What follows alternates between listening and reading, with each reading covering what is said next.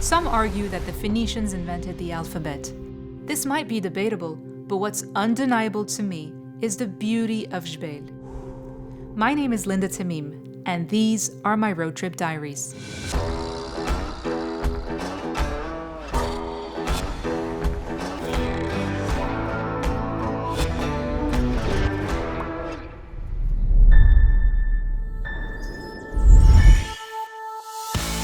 This time, I started my journey in the opposite direction from Amshit to Jbeil, to enjoy the fresh sea breeze and admire the beauty of the coast. And of course, to stop by for some delicious muara'a for breakfast. This sweet pastry filled with nuts, orange blossom, and rose water is one of their specialties, and I was there early enough to see how they bake it.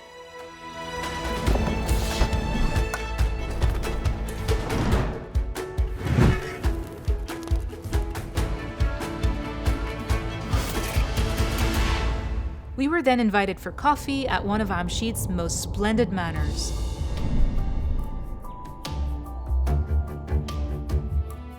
The architecture of Lebanese houses is truly unique. Those lavish living rooms and lofty balconies are just magical.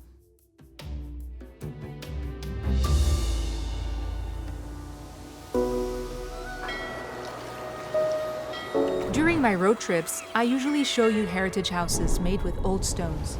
But this time, I wanted to point out a gem in modern architecture, the Zita Fidar guest house.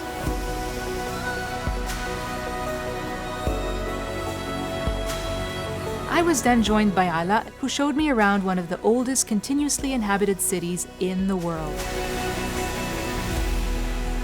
Byblos. We walked down the colonnade all the way to the old souks and its cobbled streets, and the famous Phoenician port. This view never gets old to me.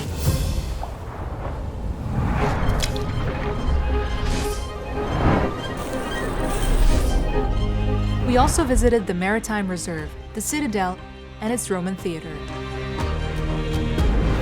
Did you know it was built in 218 AD?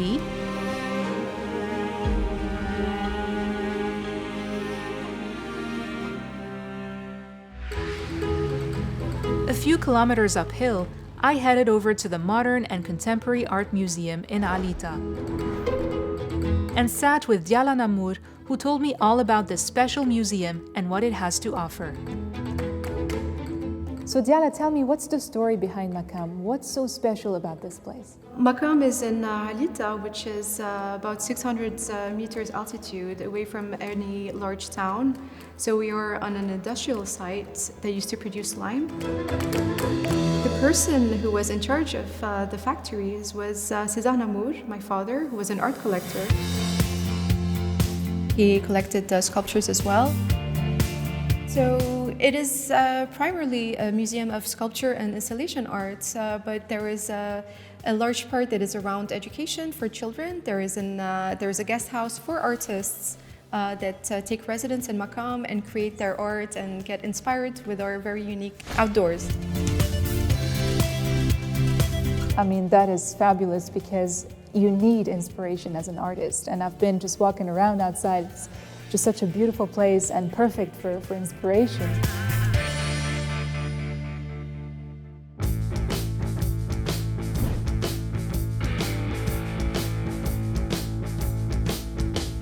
Further up the hills, I drove by the Roman ruins of Mashna'al.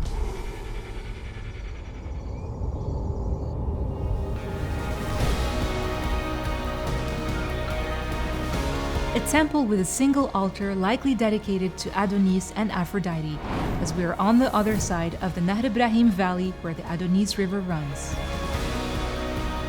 And we continued to Yanuh. The earliest known occupation of this archaeological site dates back to the Bronze Age, 2,500 years BC.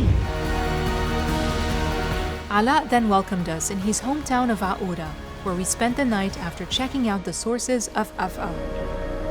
It is said to be the place where Adonis and Aphrodite first met, hence the remains of the temple nearby.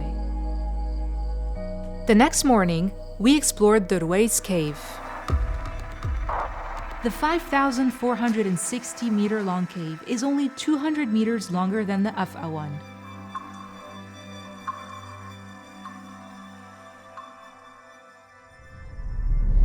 Nahr Ibrahim emerges from the two sources of Afqa and Ruwais. We then indulged in some of Aoura's specialties for lunch.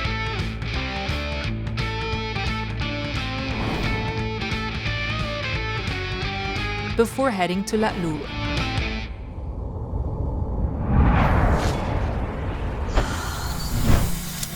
On our way back down, we admired the view of the Benta Al Nature Reserve from Charbel al-Naya. Truly a hiking paradise. Then Ala showed me some of the region's most beautiful guest houses.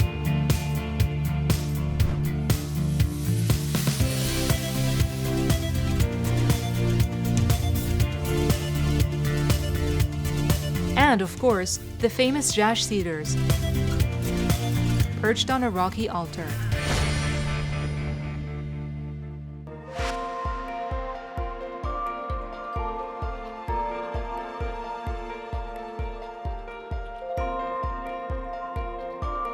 We stopped by the Fossil Museum of Expo Ha'il,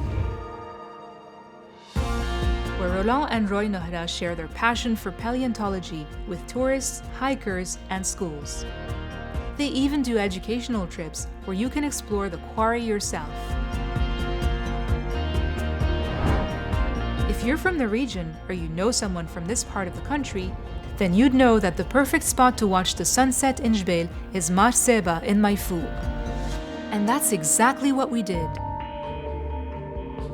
The serenity of this place makes me wish the weekend would never end. As always, check out our interactive map for all the details of my unforgettable staycation. And see you soon for another road trip adventure.